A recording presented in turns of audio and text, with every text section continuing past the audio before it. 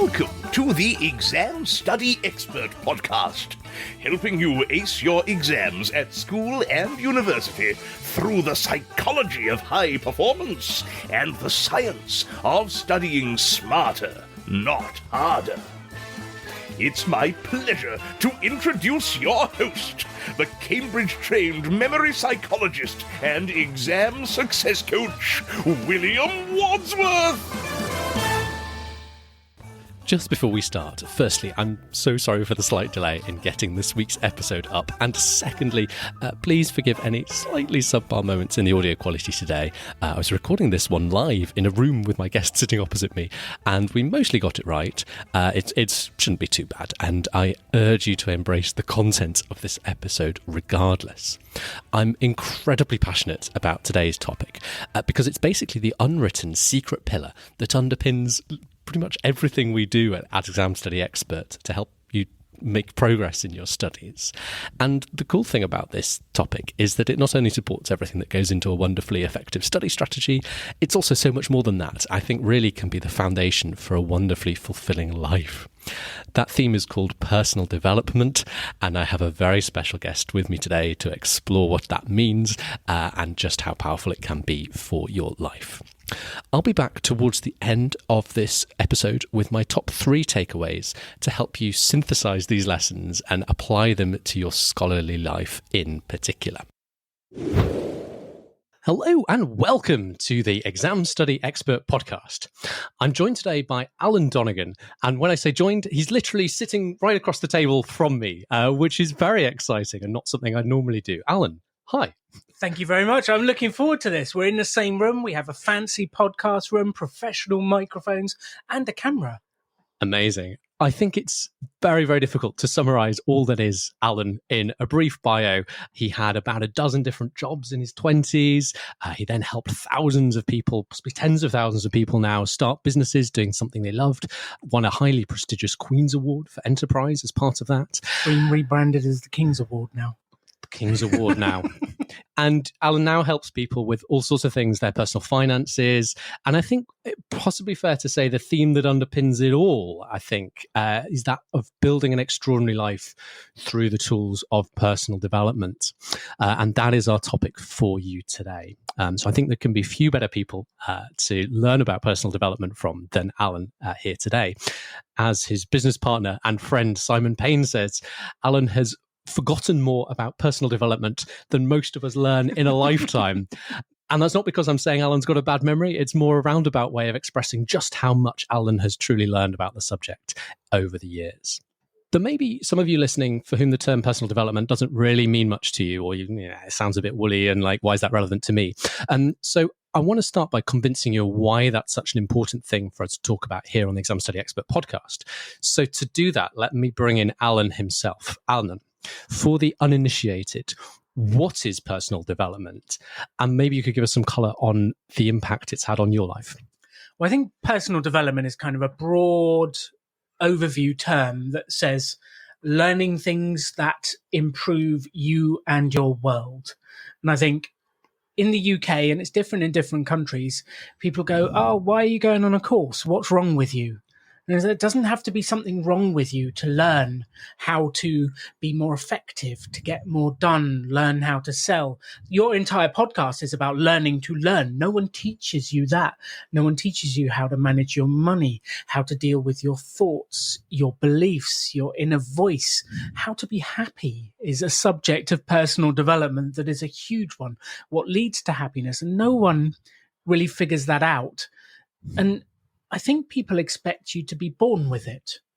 Like they expect you to pop out of the womb as a happy baby, knowing how to manage your money, pass all your exams and be successful in life. That's not the case.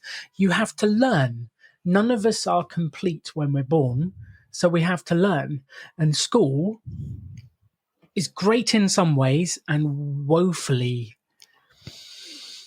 underdeveloped in other ways. It just doesn't provide you what you need to be successful in life. So I think personal development is about learning what you need to be successful in life. And I purposely use the word success because it can mean whatever you want it to mean. Whatever success is to you listening to this will be different to William, different to me, and that's part of the richness of life. How would you say your life has been impacted for the better by being aware and knowing about some of this stuff? That's a huge question, and I love it. How can I count the ways? How can I count the ways? I built a business that turned into a global movement in 7 countries, and now Rebel Business School is in Colombia, sending holograms into prisons, teaching prisoners how to start businesses with no debt. Wow.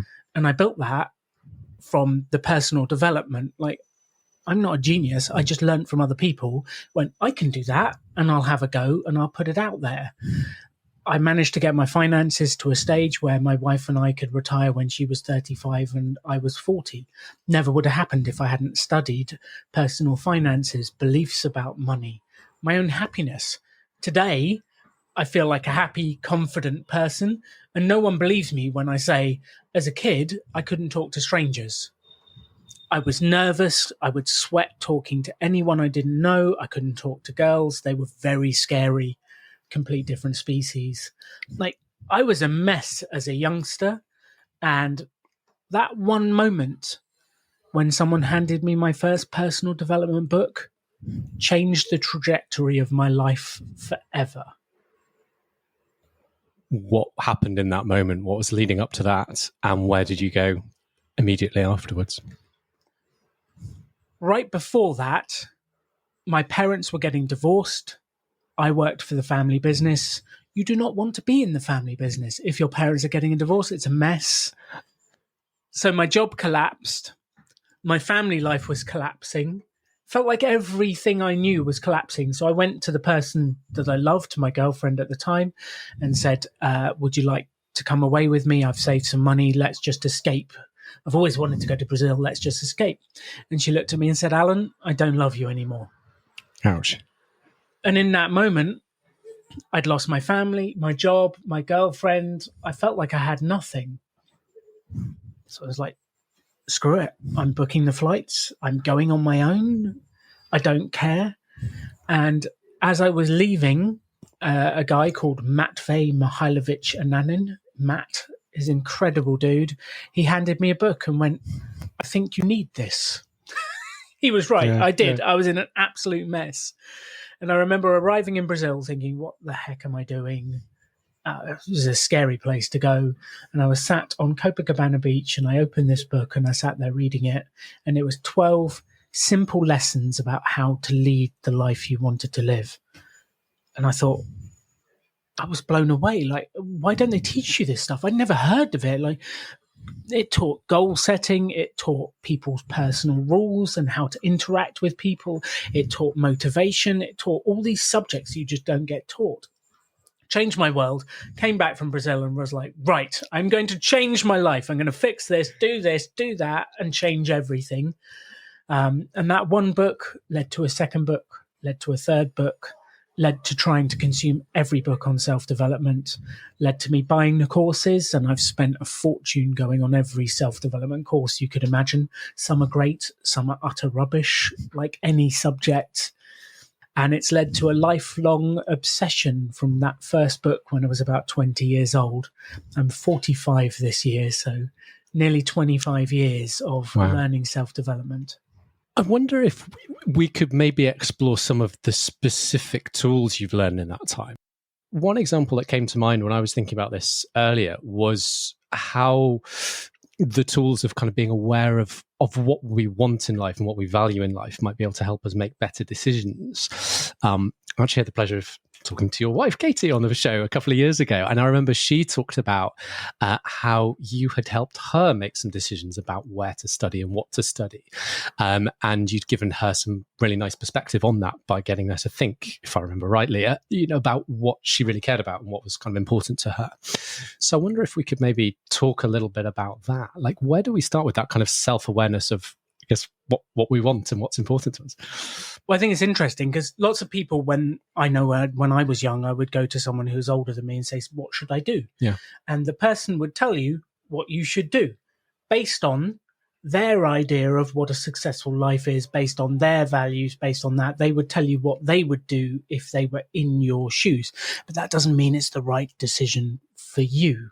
And I think I've realized over the years I should stop telling people what to do and ask them, so what do you value? What's important to you? What do you believe will lead to success? And maybe I can give some advice over, if you do this, this will be the outcome. But the very first question I always look at is, what's important to you? So if you're listening to this right now, I would suggest an exercise to uncover your values.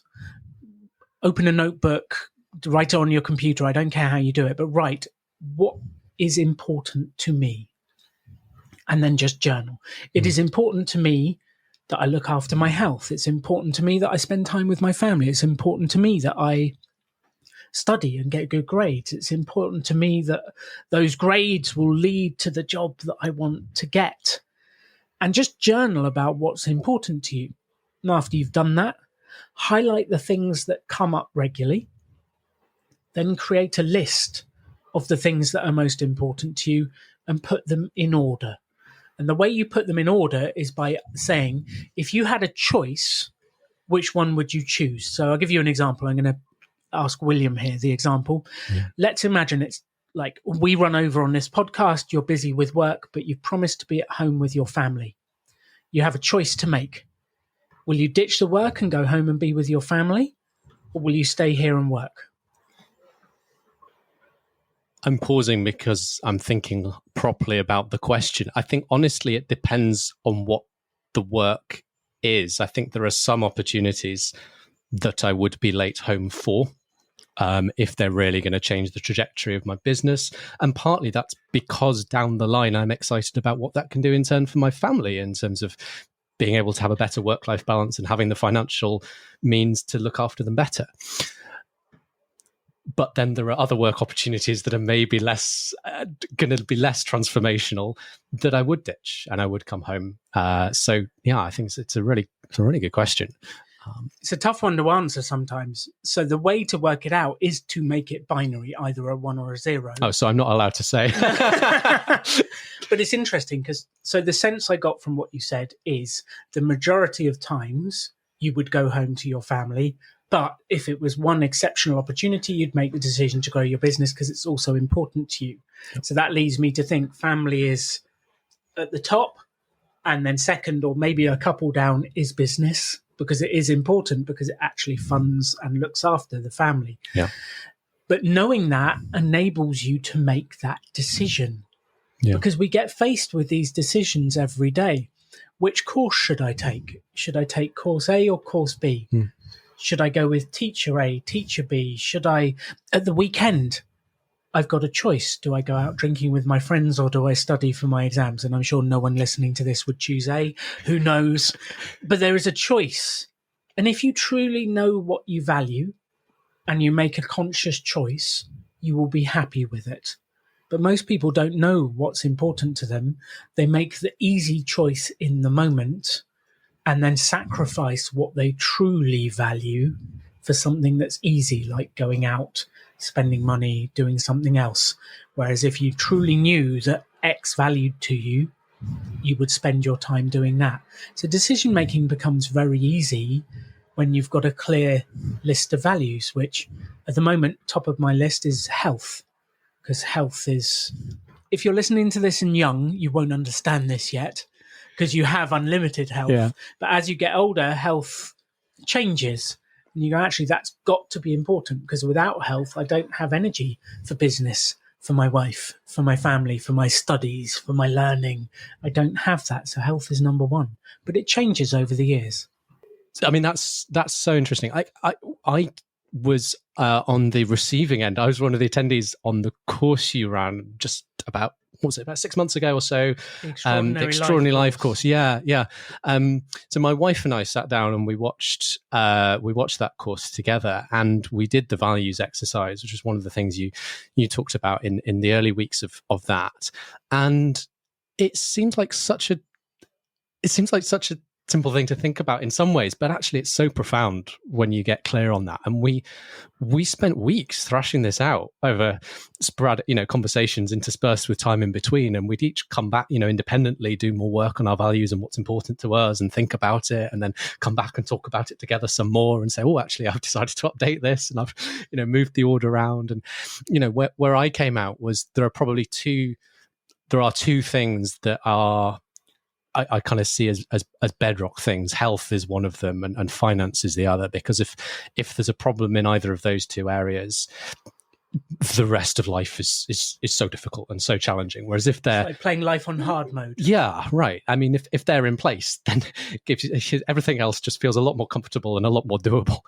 And last year in particular, I had some health issues, more so than normal, and that was a real wake-up call, as you're saying. And get older, you start to experience these things. And so now I, appreciate the importance of putting health first and what that actually means on a day-to-day basis in terms of prioritizing the things you need to do for your health. Those are the enabling factors. And then the things that I am living for, well, top of that list was family, followed by entrepreneurship, and all the things that means for how I can make a difference, for exams for the expert, and so forth.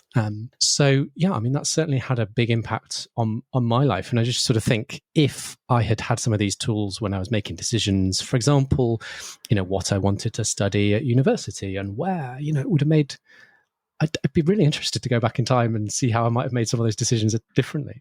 I don't regret the decisions I made at all, but just really interesting to think about if I had that perspective, what would have been different. So at the bedrock of all of this is identity. And it's, who do you believe you are? So if you're listening to this right now and I ask you the question, who are you? Who are you? Not in a bad way, but just tell me, who are you? What makes you up? I am this person. I am that person. And you hear it in people's sentences. So at the moment we're running the Rebel Finance School, and people will say to me things like, I'm just not good with numbers. I am not good with numbers. And they see themselves as a person that is not good with numbers. It's not like it's a skill they have not yet acquired. It is an identity. And they'll say, I am bad with money. And I'm sure you've had listeners who say, yeah, I'm great at the project work, but I am just not good in exams.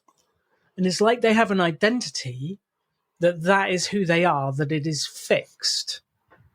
And people seem to get confused about this. I mean, common ones, I'm bad at maths, I'm not a good test taker, I have a bad memory. All the maths people hate English and they say, I'm just not good with words, I'm not good with grammar, whatever it is, there's an identity. I am a visual learner, the implication being that if it's not visual, then I struggle to learn it. Yeah. You're listening to a podcast, visual learning. You can do many things.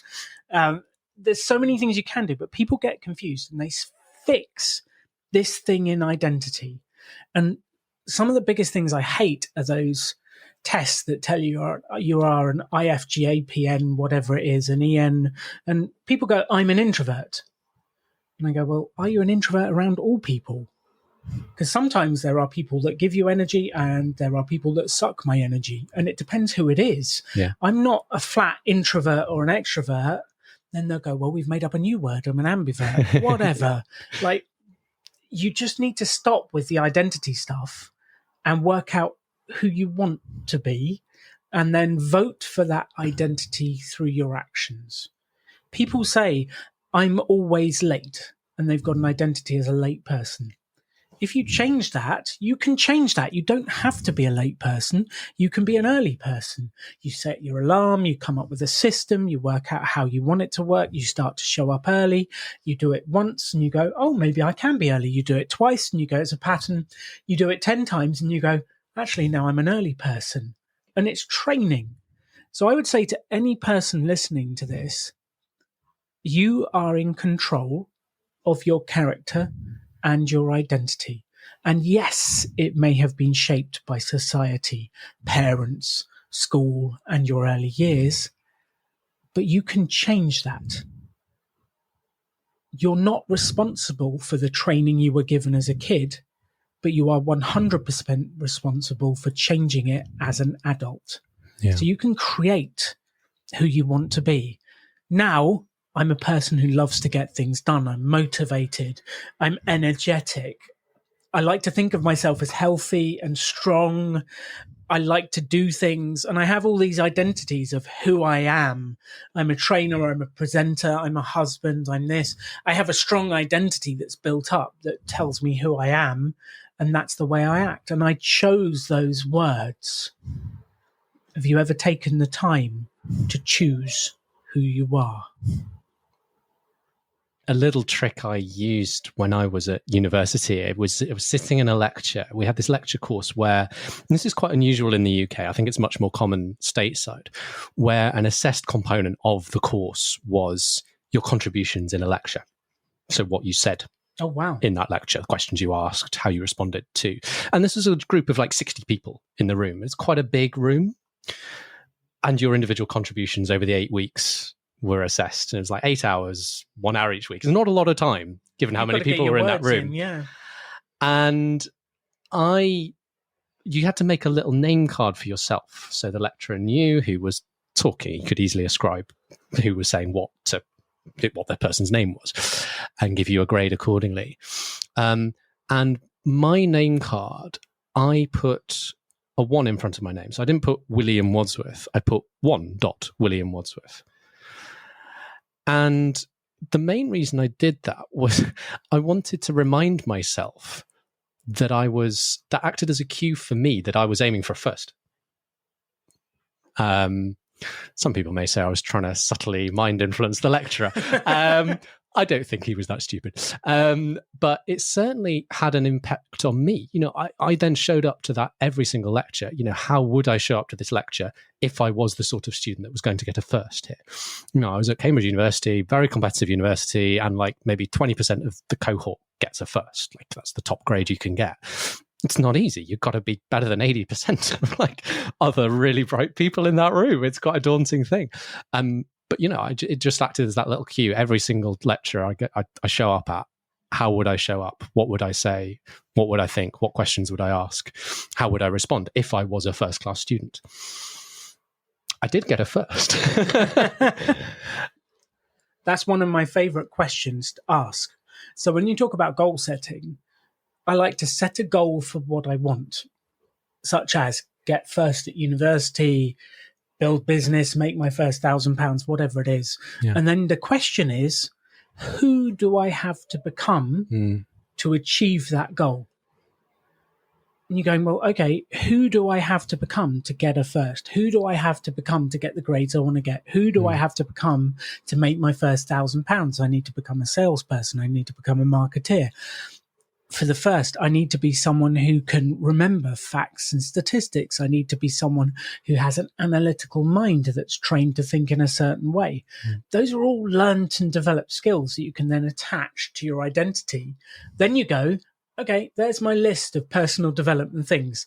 I'm going to learn how to get things done. I'm going to learn how to market. I'm going to learn how to memorize, because it's a learned skill. You're not taught how to memorize. Some people magically work out how to have a photographic memory. Others develop it slowly, and some people never get it, but they can always get better at remembering than they are now. So what are the sorts of steps we can take on the road to progress between having decided, well, okay, I want to be someone who's, let's say, good at overcoming procrastination and just getting stuff done, staying focused, having a good routine, getting stuff done. Having made that choice that's my identity and connected it to my bigger goal of I want to get first at university or 4.0 GPA or whatever it is, what do I do next? Well, there are amazing podcasts. You'd find the materials. You find the materials to learn it. Like the people listening to this now, I'm pretty sure have gone, I want to get good at studying better for exams. And then they've gone, I'll listen to this podcast. I'll follow William's advice. I'll learn from these different things. And they start to study and integrate. It's the same thing, finding those resources. And the one thing I would say is, if you can find a book by someone who's done what you want to do, where they have taken 10 to 15 years of learning, distilled it into a book that you can buy for a tenner, best value investment ever, that you can then repeat, it's phenomenal. And if you want to work on your character, find some of the traditional self-development books that have stood the test of time. 7 Habits of Highly Effective People by Stephen Covey is a phenomenal book that introduces the subject, talks about character, developing character, the skills to be successful in life. And there are clues. Successful people have similar beliefs, mindsets that you can distill and learn from. But for me, it's what do I want to achieve? Who do I need to become to achieve that? And then find books that help me become that person. You want to be a person that gets things done? Read Getting Things Done by David Allen. Yeah. Like there's clues in the title. Yeah. It's a phenomenal.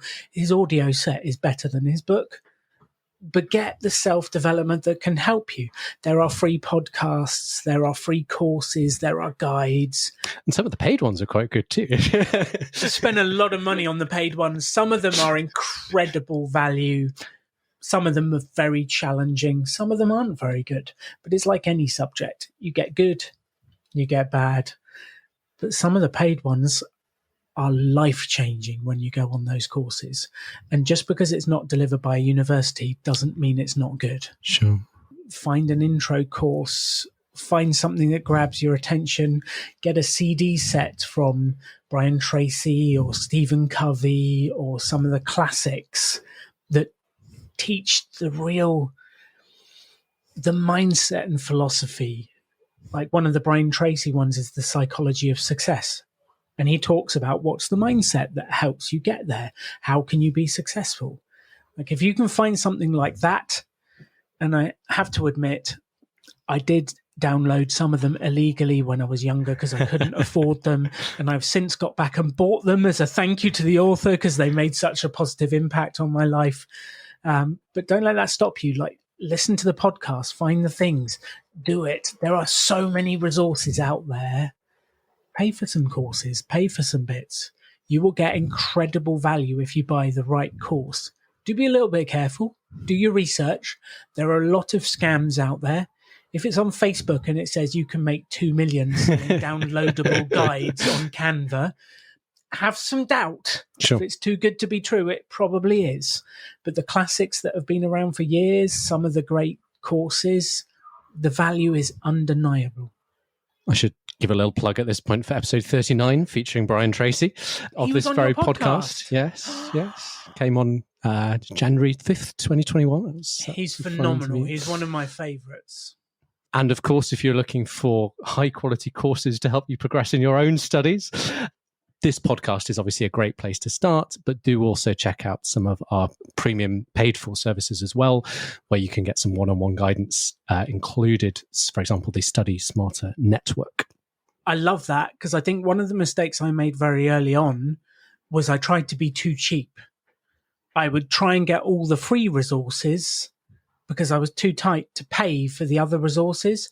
But then when I did buy a course, when I did upgrade, like the value I got was phenomenal.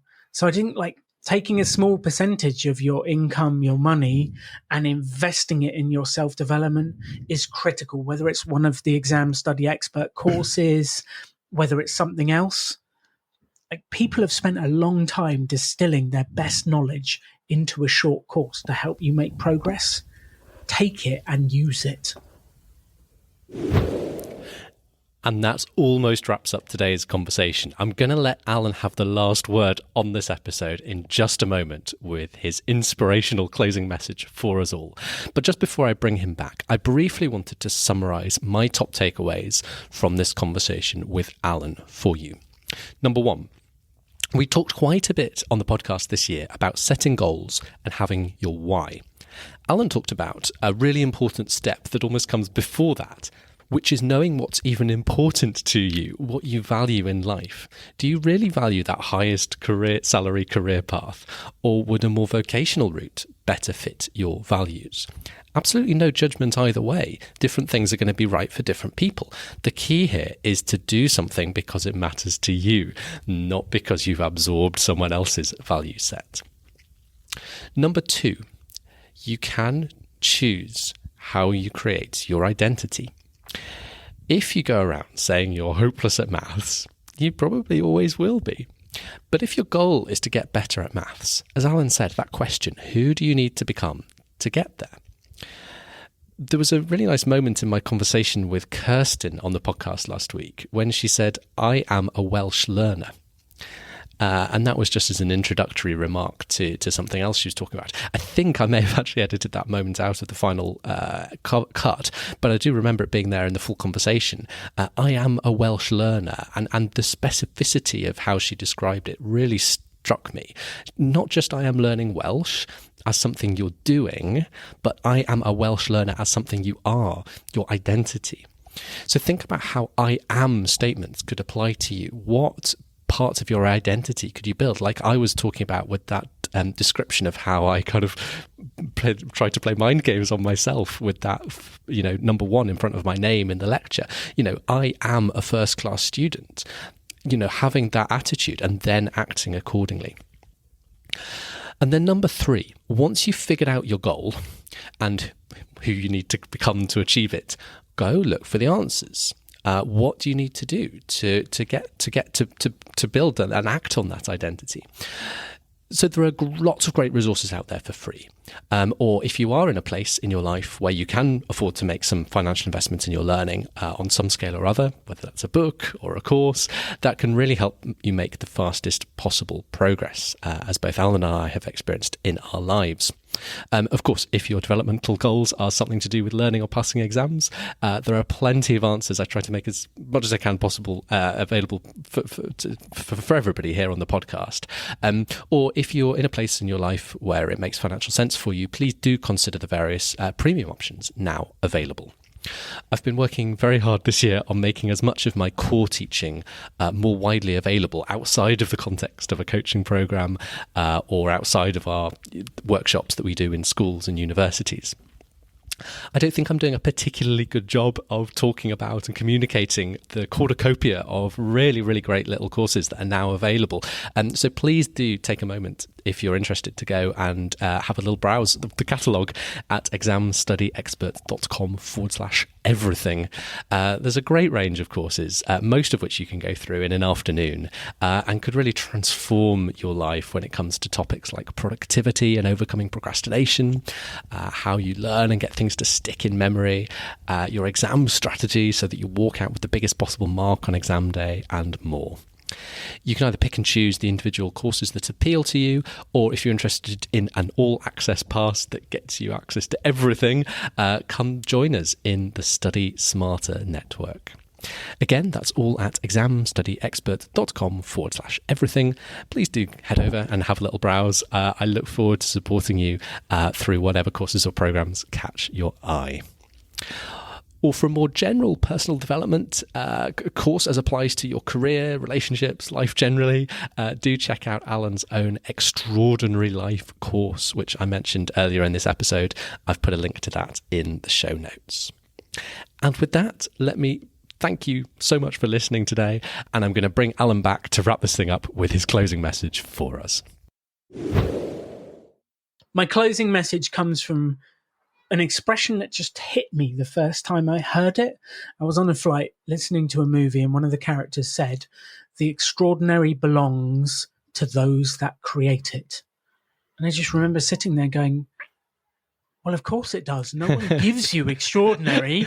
I don't know about you, but did they come round your school going, "Would you like an extraordinary life, William?" No, I don't remember that lesson at all.